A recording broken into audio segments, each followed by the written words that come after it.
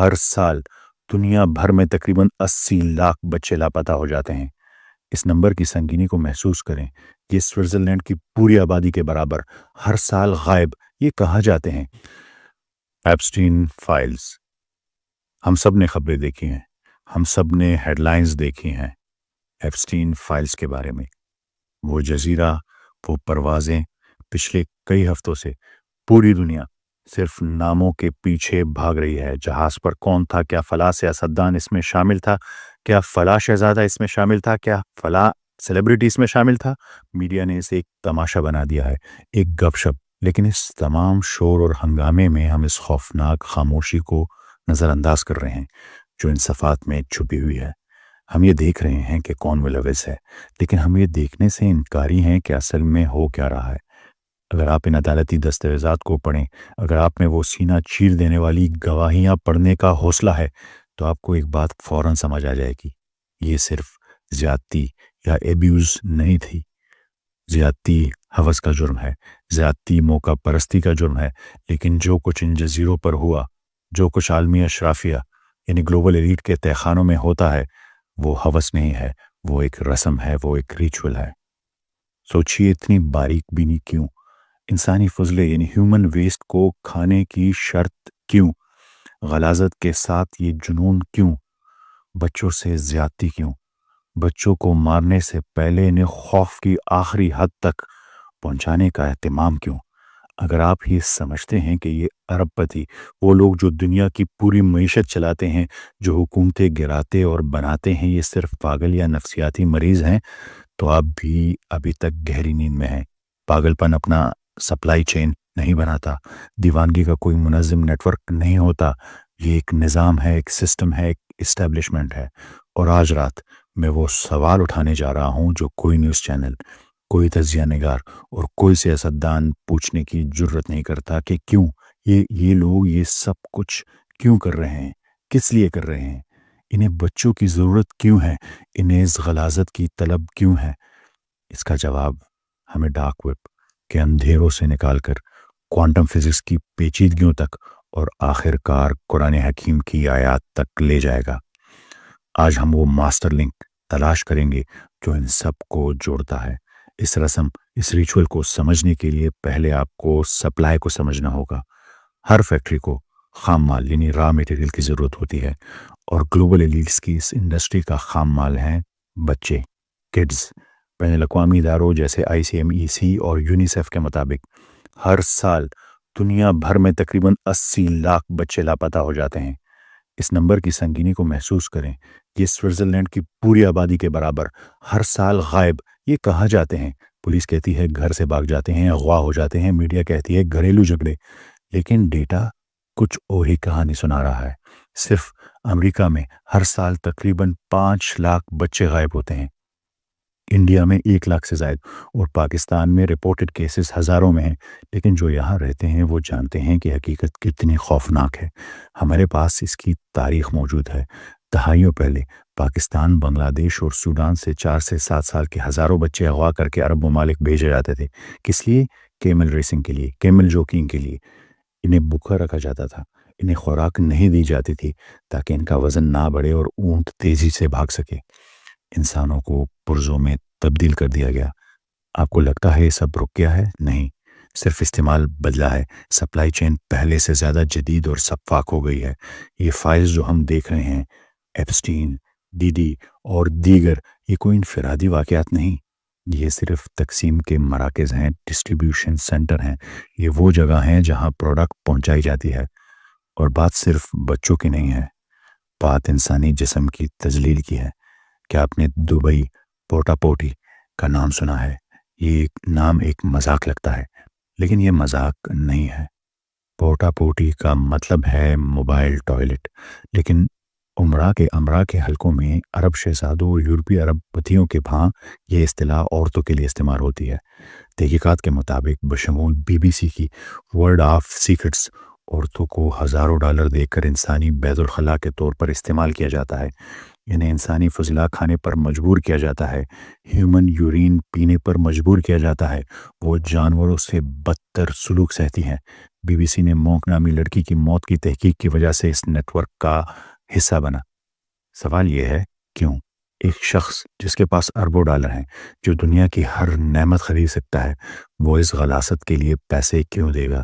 کیا یہ صرف ہوس ہے؟ نہیں، یہ ایک شرط ہے، یہ ایک مجبوری ہے۔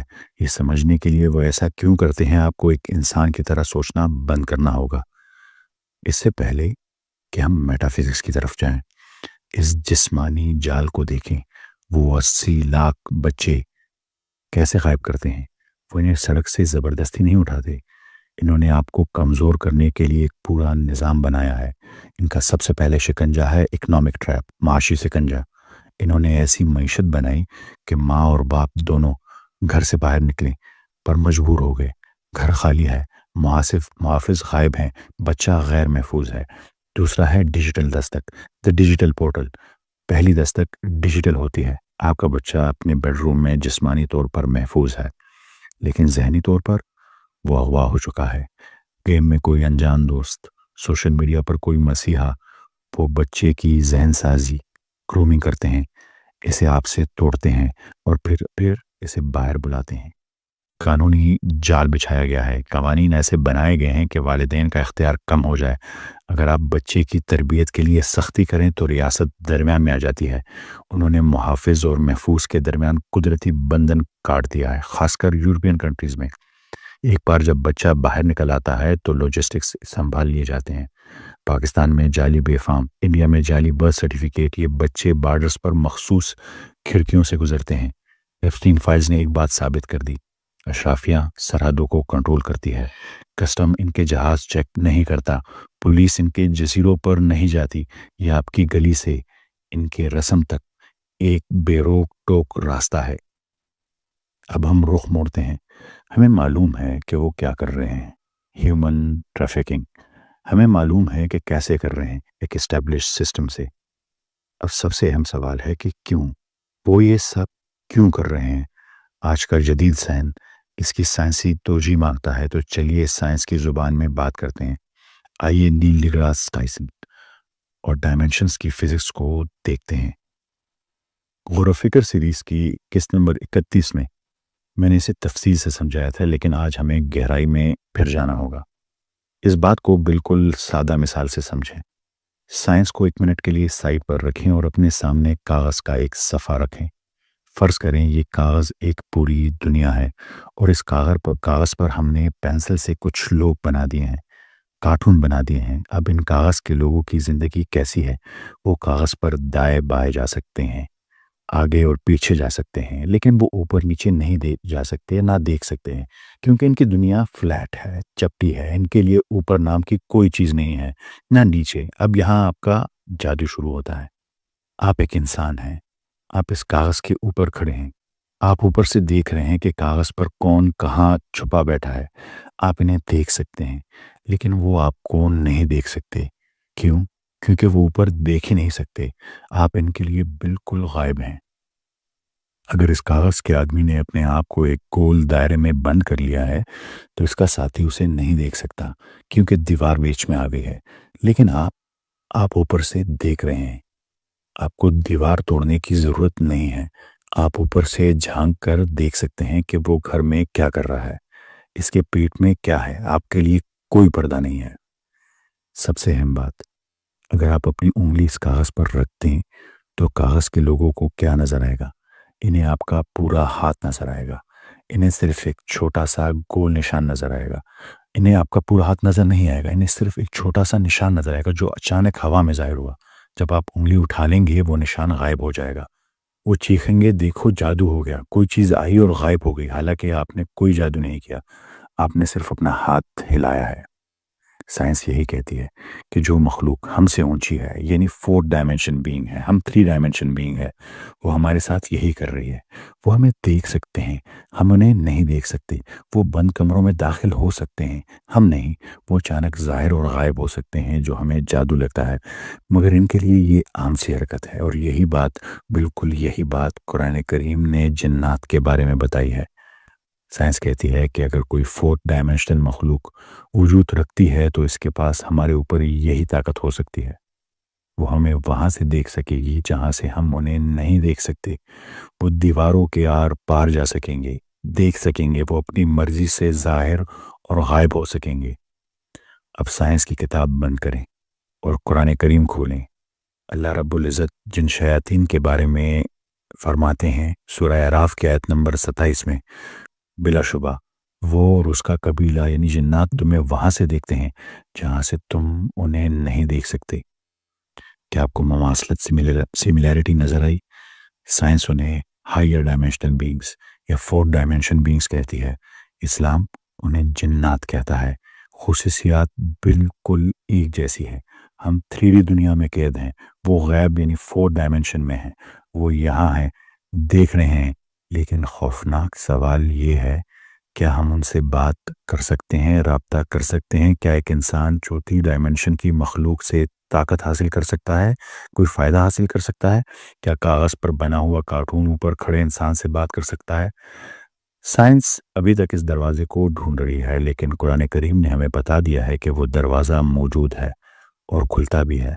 سورہ بقرہ کی آیت نمبر 102 میں اللہ تعالیٰ نے اس رابطے کا طریقہ بتایا ہے، وہاں واضح الفاظ ہے۔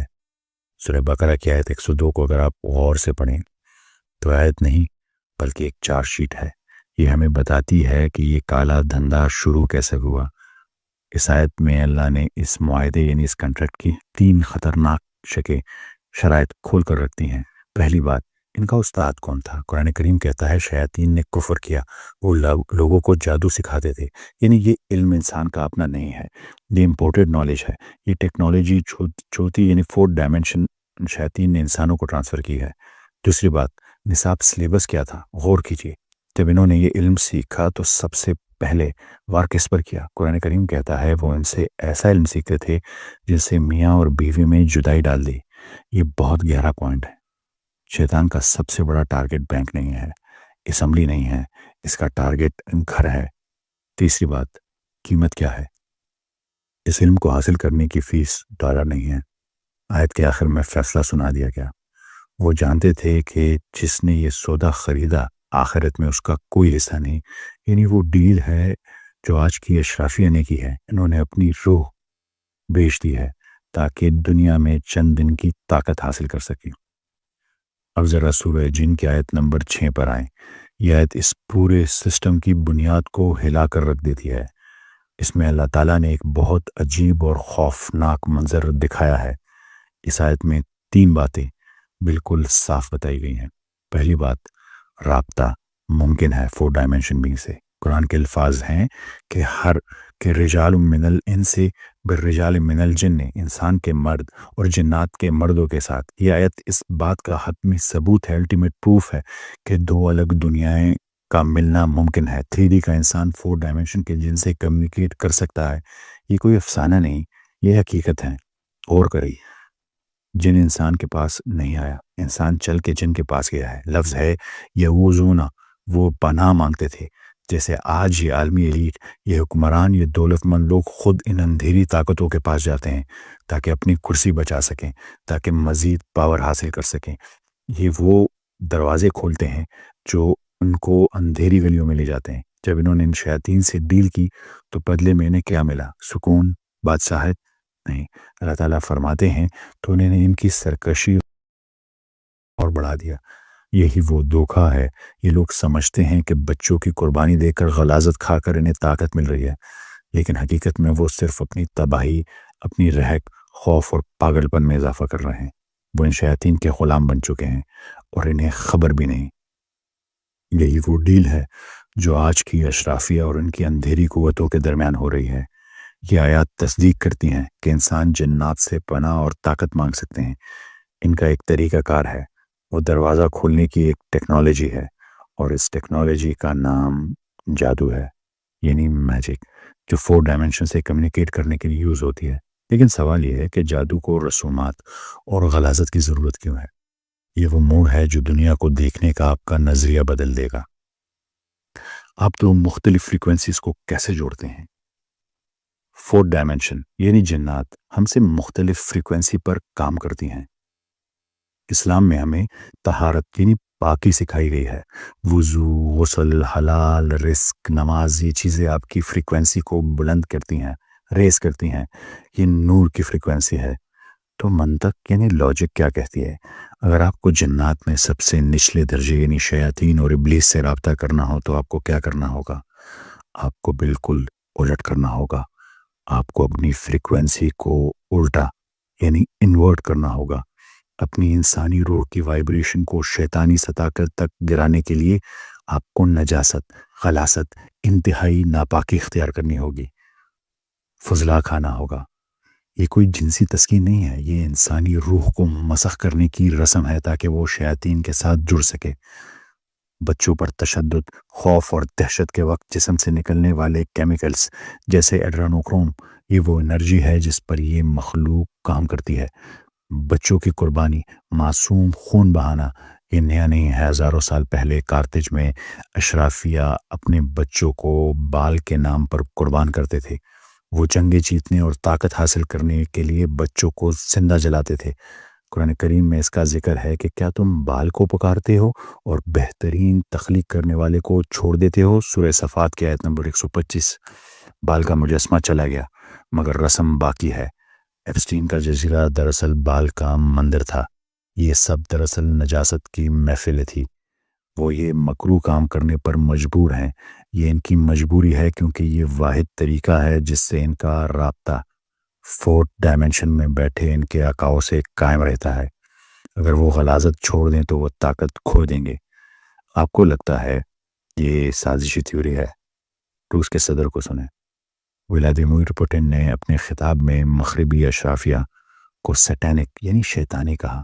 انہوں نے کرپٹ نہیں کہا، انہوں نے لالچی نہیں کہا، انہوں نے مخصوص مذہبی اصطلاح استعمال کی، سیٹینسٹ، پیڈوفائلز.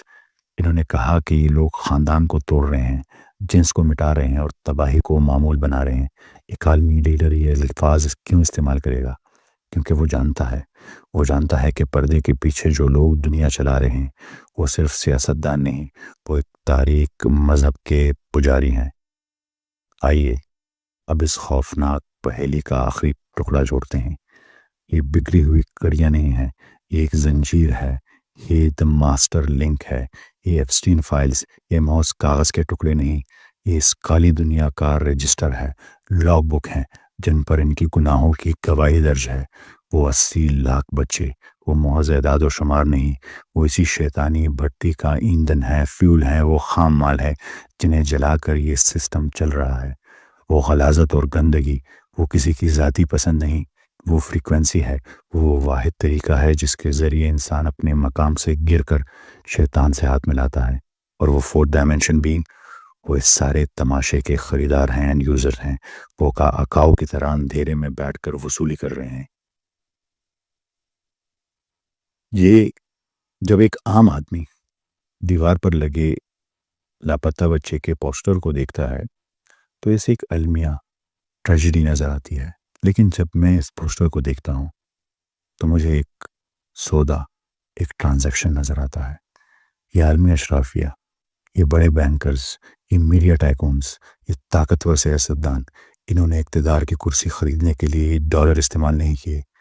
انہوں نے اپنی انسانیت بیچی ہے، انہوں نے اپنی روح کا سودا کیا ہے. اور سب سے خوفناک بات یہ ہے کہ اس سودے کی قیمت وہ اپنی جیب سے ادا نہیں کر رہے. اس سودے کی قیمت بچوں کی معصوم خون سے چکائی جا رہی ہے. اب آخری سوال آپ پوچھ رہے ہیں، آخر ان شیاطین کا مقصد کیا ہے؟ وہ انسانوں کو یہ طاقت، یہ فائدے کیوں دے رہے ہیں اور یہ کام کیوں کروا رہے ہیں؟ کیا یہ صرف پیسہ ہے؟ نہیں. پیسہ تو وہ چھاپ سکتے ہیں. کیا یہ صرف اقتدار ہے؟ نہیں، وہ تو ان کے پاس پہلے سے ہے. وہ کسی اور چیز کی تیاری کر رہے ہیں. وہ اپنے آقاؤں کے لیے دروازے کھول رہے ہیں تاکہ وہ ہماری ڈائمنشن میں مکمل طور پر داخل ہو سکیں. لیکن آپ کے ذہن ابھی اس جواب کے لیے تیار نہیں ہے. یہ داستان ہے آخری دور کی، اینڈ آف ٹائمز کی. یہ جو آپ نے سنا یہ تو صرف سمندر کا ایک قطرہ ہے.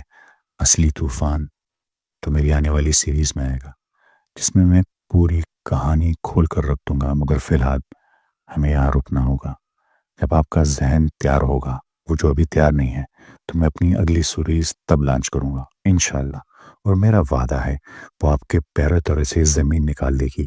ہر فلم، ہر جنگ، ہر منظر، ہر نوٹ آپ ایک نئی نظر سے دیکھیں گے۔ تب تک کے لیے آپ سب کی سماعتوں کا بہت شکریہ۔